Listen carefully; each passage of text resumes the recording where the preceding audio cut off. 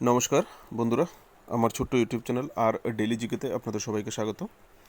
আজকে আমি আপনাদের জন্য নিয়ে আসলাম আবারও ত্রিপুরার 7-8টি খুবই গুরুত্বপূর্ণ ইম্পর্টেন্ট কোশ্চেন, যেগুলি আপনাদের টিপিএসসি এক্সাম, জব এক্সাম বা যে কোনো রকমের এক্সামের জন্য খুবই গুরুত্বপূর্ণ।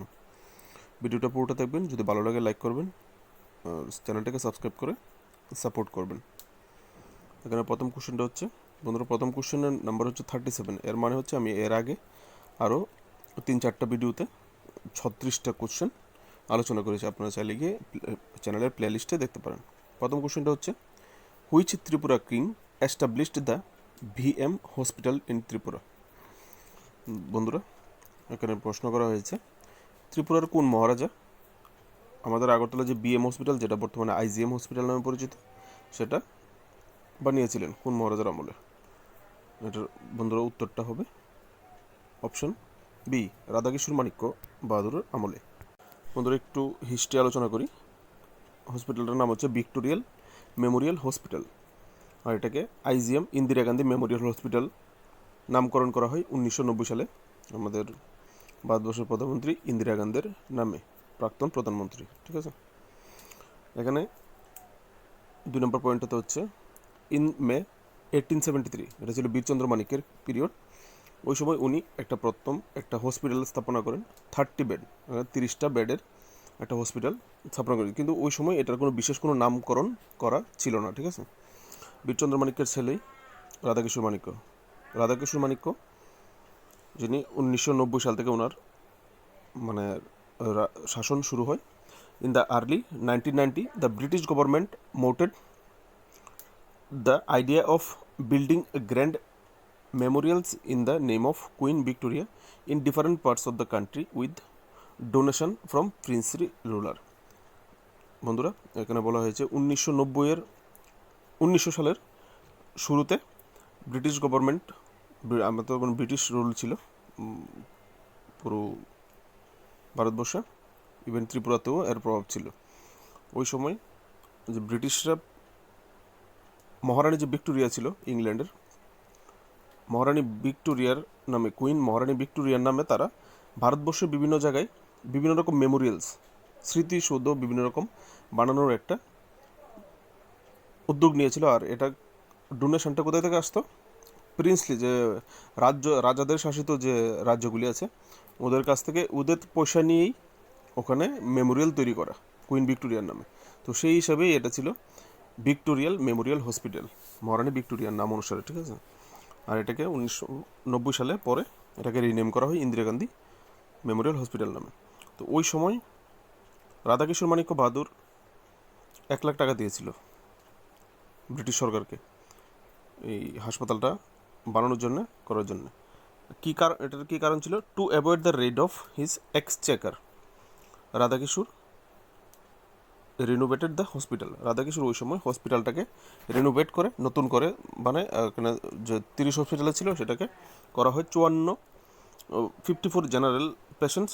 ওই সময় 54টা জেনারেল পেশেন্টসের জন্য করা ছিল, আর 10টা ছিল পেশেন্ট ছিল কন্টাজিয়াস ডিজিজ, যেরকম ছোঁয়াছুঁয়ি যে রোগগুলি হয় তার জন্য আলাদা করে 10টা ছিল। টোটাল 64টা বেডের একটা হসপিটাল করেছিল, সেটার নাম দেওয়া হয়েছিল after the name of Victoria Memorial hospital. ঠিক আছে, যেন রাধাকিশোর মাণিক্যের রাজকোষে যেন কোনো রকমের রেড না পড়ে ব্রিটিশ গভর্নমেন্টের তরফ থেকে, তাই বলে উনি আগে থেকেই 1 লক্ষ টাকা ওই সময় দিয়েছিলেন এই হসপিটালটা ভিক্টোরিয়া নামে বানানোর জন্য। পরের কোশ্চেনটা হচ্ছে, who is known as Vikramaditya of Tripura. বন্ধুরা, ত্রিপুরার কোন মহারাজাকে বা কাকে বিক্রমাদিত্য অব ত্রিপুরা বলা হয়? বন্ধুগণ, এটার উত্তরটা হচ্ছে অপশান সি, মহারাজা বীরচন্দ্র মাণিক্যকে। ভারতবর্ষে চন্দ্রগুপ্ত মৌর্যকে বিক্রমাদিত্য উপাধি দেওয়া হয়েছিল। সেই অনুসারে ত্রিপুরার ওই সময়কার মহারাজা বীরচন্দ্র মাণিক্যকেও চন্দ্রগুপ্তের সঙ্গে তুলনা করা হয়েছিল ওনার রিফর্মের জন্য। ঠিক আছে, ওনার যে অ্যাডমিনিস্ট্রেটর সেক্টরে যে উনি যেরকম রিফর্ম করেছিলেন একজন রাজা হিসেবে, তাই বলে ওনাকে এই উপাধিটা দেওয়া হয়েছিল। Which Tripura king first attacked Manipur. ত্রিপুরার কোন মহারাজা প্রথম মণিপুর অ্যাটাক মণিপুরে আক্রমণ করেছিল?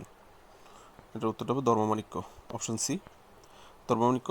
1723 সালের এপ্রিল মাসে কিং ধর্মমাণিক্য অফ ত্রিপুরা ডিসপাস্ট, উনি ওনার যে সেনা, ওই সময়ে যে ওনার সেনার যে কমান্ডার ছিল সত্যজিৎ নারায়ণ, ওনার নেতৃত্বে মণিপুরকে আক্রমণ করেছিল। আর ওই সময় মণিপুরের যে রাজা ছিল গরিব নিওয়াজ, তিনি মিতেই মণিপুরে ছিলেন। ওনার ওই সময় শাসনকাল ছিল 1709 থেকে 1751 পর্যন্ত। আর 1723-এ ধর্মমাণিক্য মণিপুর আক্রমণ ছিল। মণিপুর আক্রমণ করে ত্রিপুরার কোনো ইন্টেনশনালি করেনি ওই সময়। উনি এই যে গরিব নওয়াজ ওই সময় মণিপুরের মহারাজা ছিল। ওনার অ্যাক্টিভিটিস ছিল এক্সপেনশন, আশেপাশের রাজ্যগুলিকে ওনার আক্রমণ করা, এরকম একটা টেন্ডেন্সি ওনার ছিল, ওনার এলাকা পরিধি করে এরকম। উনি বার্মিস মায়ানমার ওই দিকেও উনি অ্যাটাক করতেন, ঠিক আছে। উনি অ্যাটাক করে ওই রকম গরিব নওয়াজ এলাকা বাড়িয়েছিলেন, ওদের ক্ষমতাও বাড়িয়েছিল ওই সময় মণিপুরীদের। বন্ধুরা, পরের কোশ্চেনটা হচ্ছে হু নেমড আগরতলা, কে আগরতলা যে নামটা সেটা দিয়েছিল, কোন মহারাজা? এটার উত্তরটা হবে Krishnamanikya, Maharaja Krishnachandra Manikya Bahadur of Manikya dynasty Maharaja, the capital of স্বাধীন Tripura to Agartala in the 19th সেঞ্চুরিতে আগরতলাতে ক্যাপিটাল রাজধানী স্থানান্তর করা হয়। The previous capital was Rangamati of south Tripura, ওই সময় সাউথ ত্রিপুরার রাঙ্গামাটিতে, গুমতি ত্রিপুরার উদয়পুরের রাঙ্গামাটিতে ছিল ত্রিপুরা রাজাদের রাজধানী। ওটাকে আনা হয় কোথায়? আগরতলাতে। এবার আসে আগরতলার নামকরণটা কীভাবে হয়েছে। এখানে যেটা বিশ্বাস করা হয়, the name of Agartala believe to come from the words agar and tala. Agar and agar means perfume in incense tree, যেটাকে আমরা আগর গাছ বলি, আগর ট্রি। আর তলা তো তলা মানে নিচে, তলা, আগরতলা আন্ডার নিয়াত, মানে এখানে এর মাধ্যমে বোঝা যাচ্ছে যেখানে রাজধানীটা করা হয়েছিল সেখানে আগর গাছ প্রচুর, অনেক আগর গাছ ছিল বা বড় কোনো আগর গাছ ছিল, যার নিচে বা আশেপাশে রাজধানীটা স্থাপন করা হয়েছিল। যে অফিসিয়াল স্ট্রাকচারগুলি আছিল বা রাজধানীটা ওই সময় স্থাপন করেছে এখানে, যার জন্য ছিল আগর তলা, আগর গাছের তলা, ঠিক আছে। The name is reference by the high density of agarwood tree in the area. নামের মাধ্যমে বোঝা যাচ্ছে ওই সময় ওই জায়গাটাতে ওই এরিয়াটাতে আগর গাছের মানে ঘনত্ব খুব বেশি ছিল, ঠিক আছে। আর এমনিতেও তো আমাদের স্টেট ট্রি, যেটাকে রাজ্য বৃক্ষ স্টেট ট্রি, সেটা আগর গাছকেই বলা হয়। এমনিতেই তো আর বলা হয়নি, ওই সময় প্রচুর আগর গাছ ছিল, হয়তো আমরা আজকে হয়তো বা দেখি না, ঠিক আছে। নেক্সট কোশ্চেনটা হচ্ছে which king introduce the coin in Tripura. এখানে বলা হয়েছে ত্রিপুরার কোন মহারাজা যে কয়েন মুদ্রা প্রচলন করেছিল ত্রিপুরাতে। এটার উত্তরটা হবে রত্নমাণিক্য 1 ইন 1416, 1468 সালে ইনি মুদ্রা প্রচলন করেছিলেন। হি অলসো নোন এজ, ওনাকে রত্নফা নামে উনি পরিচিত ছিল। 1962 সাল থেকে খুবই দুঃখিত, সরি ফ্রেন্ডস, 1462 থেকে 1480 সাল পর্যন্ত ওনার রাজত্ব ছিল রত্নমাণিক্য 1। রত্নমাণিক্য 2জন ছিলেন, আমি আপনাদের জন্য রত্নমাণিক্য 2 এর পিরিয়ডটাও এখানে ইন্ডিকেট করে দিলাম, যেন কনফিউশন আপনাদের মনে না থাকে। রত্নমাণিক্য 2 এর পিরিয়ডটা ছিল 1685 থেকে 1693, মাঝখানে 2 বছর গ্যাপ ছিল, কী কারণবশত সেটা আমার জানা নেই হিস্ট্রি। উনি আবার 1695 থেকে 1712 পর্যন্ত আবার রাজত্ব করেন রত্নমাণিক্য 2, ঠিক আছে। এরপরের কোশ্চেনটা হচ্ছে